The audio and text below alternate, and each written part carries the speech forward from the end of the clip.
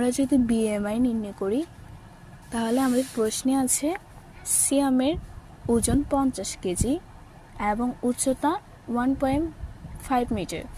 সিয়ামের বিএমআই নির্ণয় করো আমাদের প্রশ্নে দেওয়া আছে। এখন আমরা লিখতে পারি দেওয়া আছে সিয়ামের ওজনটা লিখব ফার্স্টে 50 কেজি, তারপর উচ্চতাটা লিখব 1.5 মিটার। লেখার পর আমরা এখানে লিখতে পারি সিয়ামের বিএমআই সমান আমাদের সূত্রটা লিখতে হবে ফার্স্টে। এখানে সূত্র দেওয়া আছে ওজন কেজি, উচ্চতা বাই মিটার স্কয়ার। তারপর আমরা এখানে ওজনটা দিয়ে দিব বাই উচ্চতা স্কয়ার মানে উচ্চতা 2। এইভাবে আমরা 1.5 ইন্টু 1.5 দ্বারা গুণ করতে হবে। আমরা যদি 1.5 স্কয়ার গুণ করি তাহলে আমাদের উচ্চতাটা হবে না, আমাদের এইভাবে গুণ করতে হবে। এভাবে গুণ করলে আসবে এটা 2.25।